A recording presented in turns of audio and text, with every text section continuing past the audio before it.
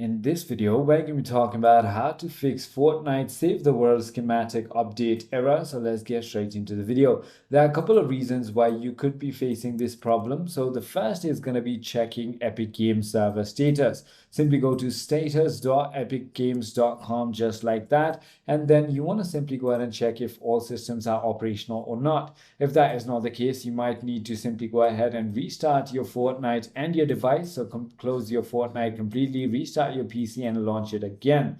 If that is not the case, it could also be your internet connection. Make sure that you have a stable internet connection. Restart your router or modem, and if using Wi-Fi, try a wired connection. You can also run a speed test to make sure that your connection is stable. Finally, if none of it works, then you might have to clear your cache. So close your Fortnite and go to the settings menu, and you can simply go ahead and clear cache. So here's for PlayStation, Xbox, and Windows. You can simply go ahead and pause the video and follow this along. The other thing you want to do is simply verify or repair game files if you're on PC. So open your Epic Games launcher, click on the Manage tab on the library of your game, and then click on Repair Game Files.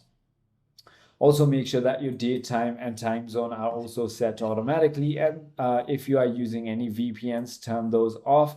And if none of it works, then you might just have to wait a day or two and then try it again. I hope this video clarifies everything for you. If you have further more queries, feel free to comment down below, and I'll see you on the next one.